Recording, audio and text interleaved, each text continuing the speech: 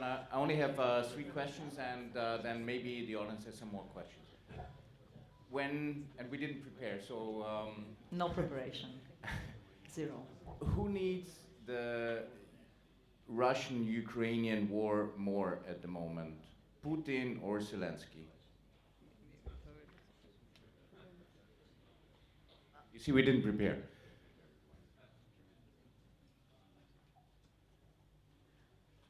Well, I would start, of course, with the strategic rationale, because to answer this question, I have to present you the very short, let's say, short list of strategic goals why this war started.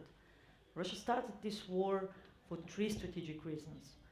The first strategic reason was directly addressing Ukraine, basically meaning that Ukraine is no longer supposed to exist as a state, as people, as territory. So annihilation of the second largest European country. That was the first strategic goal. Second strategic goal was to destroy the security order in Europe as it existed over the last 30 years.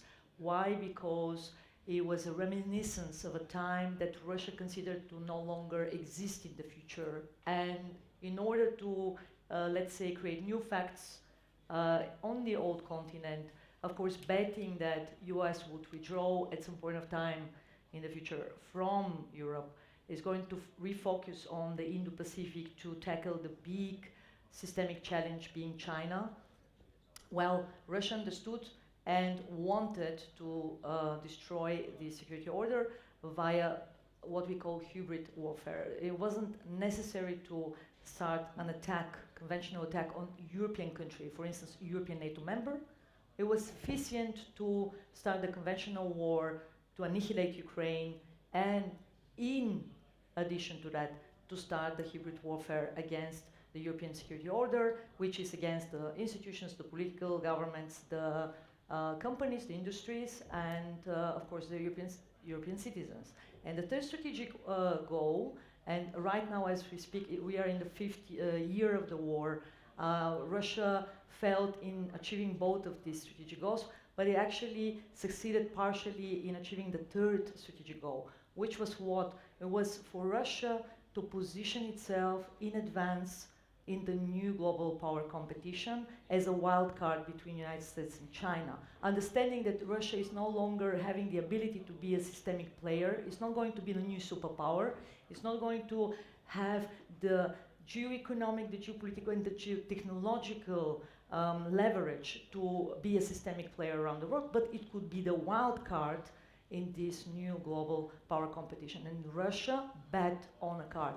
It went all in on all 3 strategic goals, as we saw, full-scale war against Ukraine from 5 directions. Hybrid warfare, full-scale, by the way, as I speak right now, the whole playbook of hybrid operations is meanwhile on the table.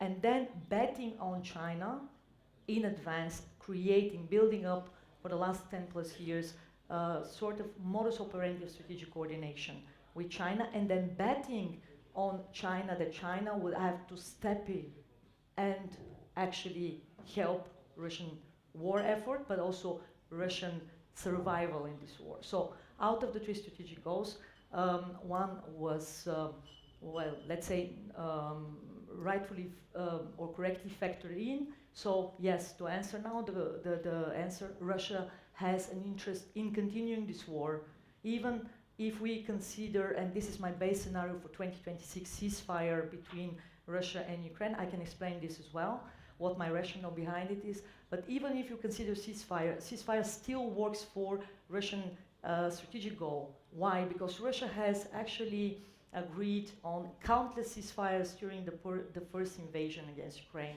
and it has always violated them. So Russia considers ceasefire as a legitimization of military goals, as a break, let's say, in the war effort while preparing for the next war effort. So to expect that even if we achieve ceasefire, as I am pointing out in 2026, that this would be a game changer in Europe will be another miscalculation. This war is supposed to continue for a very long period. At least this is the rationale on the Russian side. Now, if I just shortly answer also the question from Ukrainian side, we have also Ukrainian participant here. Maybe he will contradict my assessment. For Ukraine, this is just about two options. There are just two options on the table, and the one is fighting back.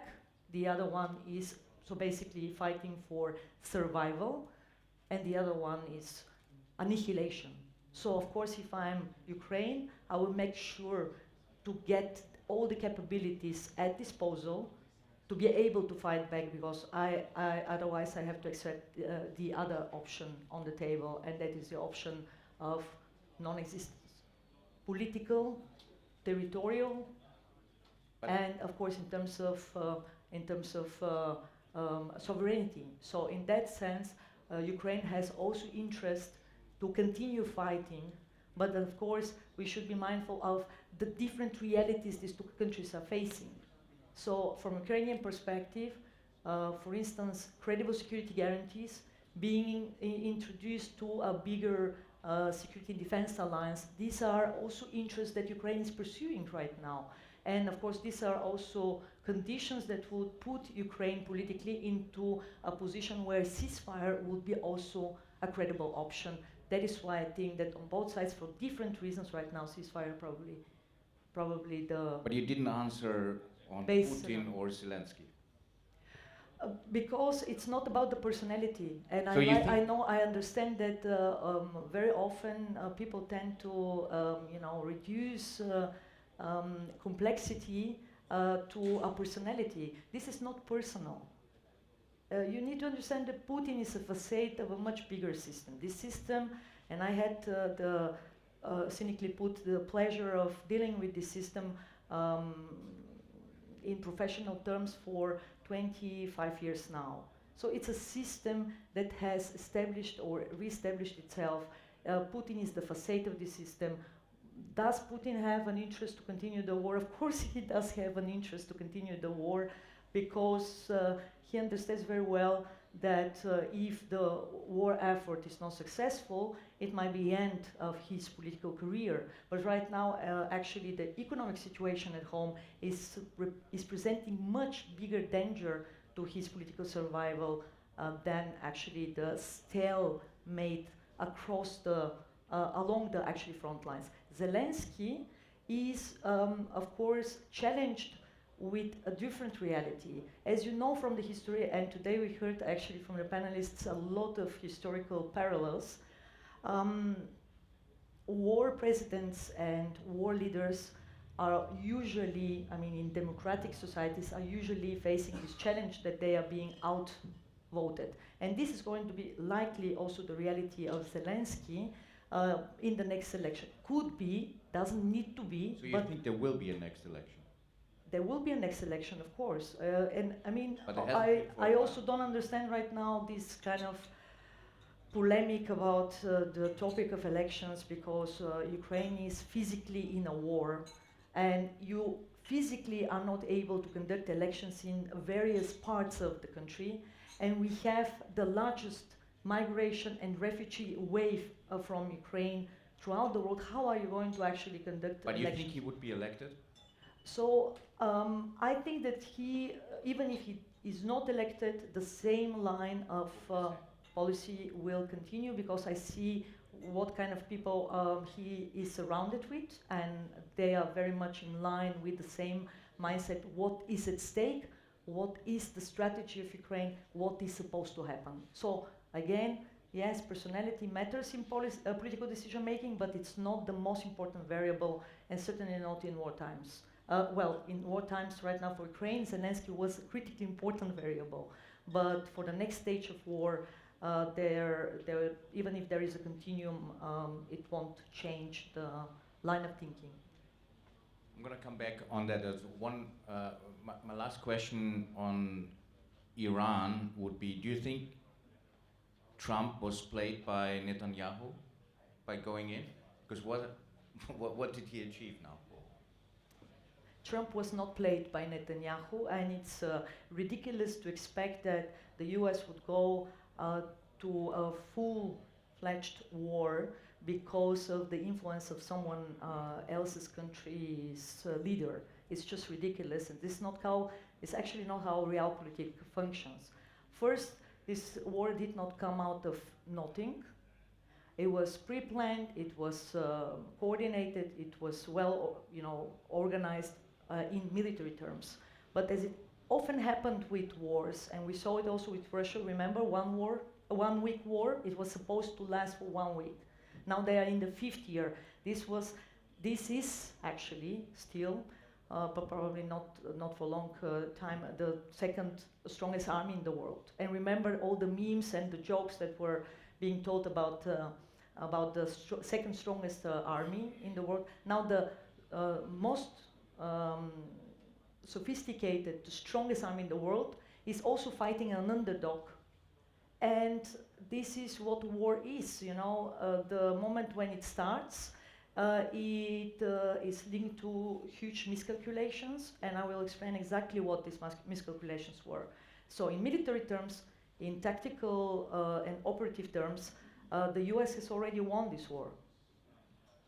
And still the war is continuing, and it's actually going probably to continue with next phase of escalation, where we might likely see also land operation, some sort of land operation. So do not expect that there will be a ceasefire and US will just withdraw and Trump will announce victory and then everyone will go back to normal life. No, unfortunately I don't have this good news on this war. Ceasefire is still very much on the table, but it was also on the 27th February.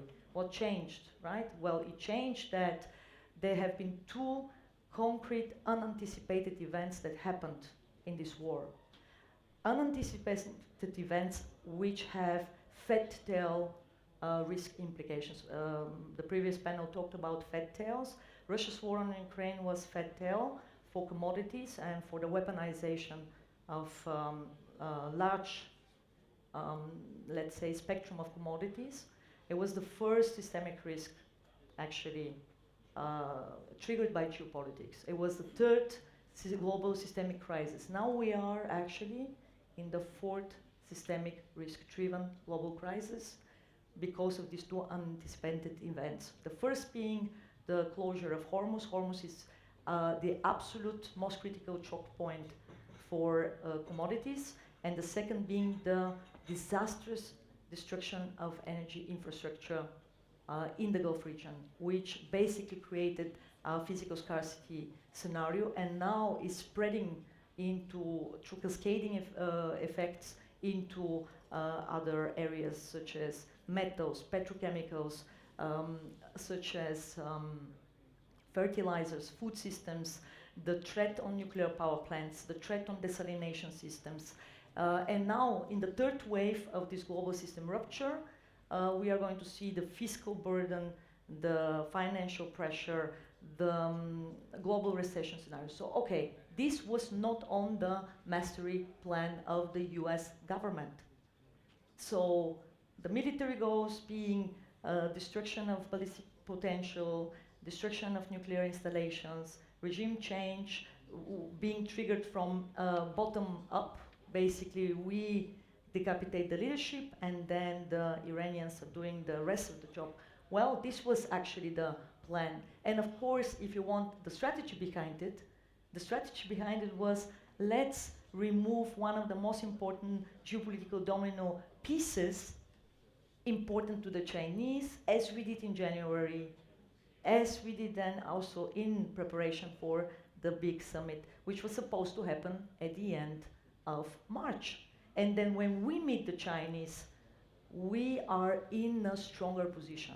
That was the strategy. So you see, tactically and operationally, they actually achieved what they were meaning to achieve. Strategically, they have failed because of the unanticipated consequences. Here we are, short term, we have 3 big winners of this global system rupture, being the Americans, being the Russians, and the Chinese.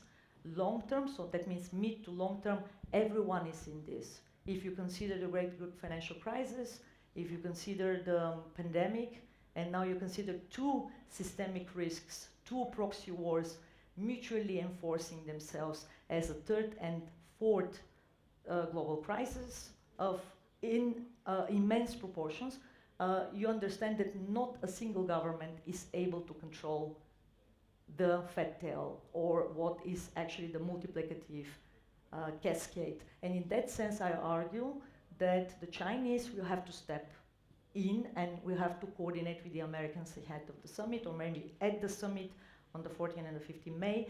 They will have to come up with credible security guarantees, because the Iranians do not trust the Americans, and they will have to start managing the global system together. They are in this together, and we all sitting here are in this together, so they will have to start kind of facilitating the new rules of engagement between each other, but also for the rest of the world. All right. So last question, very easy one. So if Sasha raises 100 million fund for us, I put you on the board of the fund, and we're going to do global macro trade. It's a 5-year liquidity, Sasha, so it's not going to be easy for you to raise the money. And I ask you, okay, how would you invest now? Which countries, commodities, you can pick, yeah. Yeah, I will give you, because I'm a big fan, and I was also trained in the school of Nassim Taleb, the author of Black Swan, Fat Tails, who is basically saying also that wars of this proportion are systemic risks. And of course, unfortunately, neglected so far by, not by investors, mostly neglected by political decision makers. So I would just give you my skin in the game, the way how I'm managing my own portfolio. And that is that, of course, obviously, I have invested in advance over the last 5+ years in the US-led architecture, because the first, of course, the first question that we have to ask is in which architecture we want to invest. Of course, I say you can invest in both architectures, but these are different rules, and you have to be aware of the risk as well as of the rules of the game. So you can invest in China-led architecture, but you have to be aware that this is a different reality from the one that is the US-led architecture. And when I say US-led architecture, I do not mean solely US or solely China. I mean these two systemic players, and then, of course, by extension, their networks. When I say China, I mean Dragon Bear. I mean that the Chinese have established a whole shadow banking and financial network, coupled with shadow fleet that bypasses all transparent or visible networks of commerce or of global flows. So these are two different realities, and because it was already given as an example in the previous panel, yes, indeed, we live in we can exist in two different realities at the same time, the Schrodinger's reality. But I decided for myself, so I took the decision to exist only in the one reality, and that is the US-led Western, if you wish, reality. So I've invested heavily, starting from raw materials, basically metals that are, as we heard from the previous two panels, critically important for the topic of energy, for the topic of AI and robotics.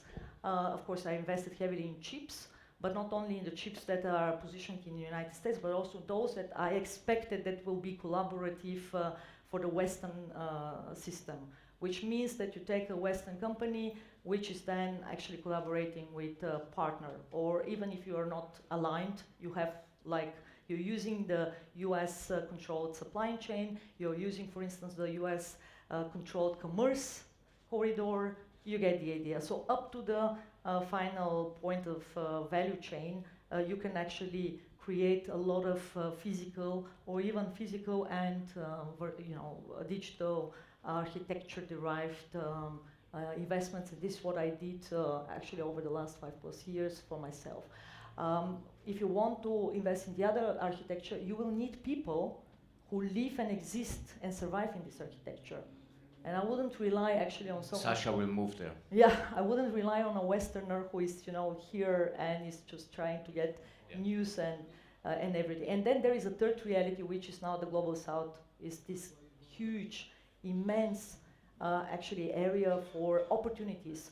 You need to understand that, yes, it was already mentioned volatility, but volatility is actually setting the stage for the greatest opportunities. And this is the time when we have to be not just alerted, but actually we have to be super proactive. And those who are taking, let's say, best informed decisions and are ahead of the crowd in terms of awareness and being informed, they will be also ahead of the crowd in terms of investments, as I can already confirm, based on the performance of the portfolio. But again, Global South, meaning large parts of Latin America, Africa, South Asia, and Southeast Asia. These are, of course, right now the most interesting territories, especially Southeast Asia, obviously for the reason of nexus between demographics and biggest economic growth, but also because they are often navigating between these two worlds without allowing to be fully integrated into the one or the other. Perfect. So we're all going to move to Chile, as we learned yesterday. Even the soccer team is not that great. As we're running out of time, if you don't mind, I would not take questions because you're going to stay for lunch anyway. So please, thank you, Velina, for your insight. Thank you. And now we have lunch, and it closes at 3:30. Please, yeah. Thank you.